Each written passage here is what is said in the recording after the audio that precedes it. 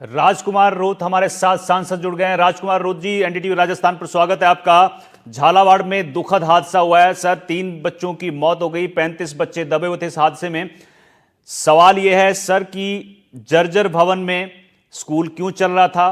BJP कह रही है कि कांग्रेस ने अपने राज में कुछ नहीं किया और अब हमारे ऊपर बर्डन ज्यादा आ गया, चरणबद्ध तरीके से हम स्कूलों के जो भवन है जर्जर उनको सही कर रहे हैं। सर आप क्या कहेंगे, किस तरह की ये राजनीति हो रही है और क्यों राजस्थान में इस तरह के स्कूल जो हैं जर्जर जो है वहां पर क्लासेस चल रही हैं? पहले तो जो घटना हुई एक दर्दनाक घटना है और हमारी संवेदना है उनके साथ जो पीड़ित परिजन हैं। मतलब इतना दर्दनाक हादसा, मतलब कहे कि एक बच्चा और एक माँ बाप अपने बच्चे को है कि उसका भविष्य का निर्माण हो। उन बच्चे और उन माँ बाप को ये नहीं पता था कि सरकारी सिस्टम जो भ्रष्ट सिस्टम, वो सिस्टम हमारे बच्चों की जान ले लेगा। आज ये एक पहली घटना हुई है, लेकिन राजस्थान के प्रत्येक कोने में, प्रत्येक जिले में स्थिति बनी हुई है कि हर दूसरी तीसरी बिल्डिंग गिरने की कगार पे है। गवर्नमेंट में डबल इंजन की सरकार से वर्तमान सरकार ये अपनी जिम्मेदारियों से भाग के एक दूसरे पे आरोप प्रत्यारोप कर रही है। कुछ पिछले वालों ने क्या किया, ये तो आप क्या कर रहे हैं? मैं दावे के साथ कह सकता हूं कि मेरा एजुकेशन पे विशेष फोकस रहा है। इस सरकार ने समसा के तहत जो बजट आता है, डबल इंजन की सरकार बनने के बाद जो समसा के तहत विद्यालय भवन निर्माण भौतिक सुविधाओं के लिए बजट अलॉट होता है, इस सरकार ने बिल्कुल कम किया है। केंद्र की पिछली सरकारों का भी देखा जाए कि पहले की तुलना में कम किया है। मतलब सरकार का स्कूल भौतिक विकास पे बिल्कुल फोकस नहीं है और सिर्फ बड़े बड़े इवेंट करा रही है सरकारें, बड़े बड़े लिपापोती करा रही है, बैनर लगा रही है। लेकिन इस राज्य में, राजस्थान के अंदर एजुकेशन सिस्टम का भट्टा बैठा हुआ है।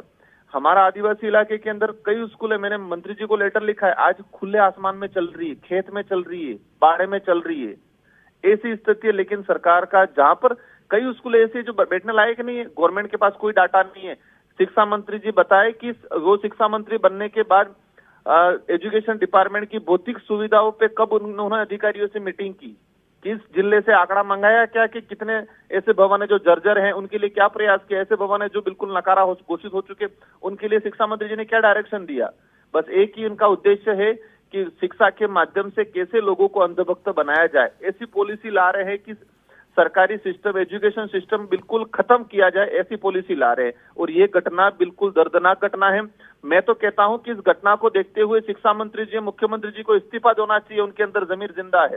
5 बच्चों की एक घटना में मृत्यु होना, 30 बच्चे भी बिल्कुल गंभीर घायल हैं और शिक्षा मंत्री जी आरोप प्रत्यारोप कर रहे हैं।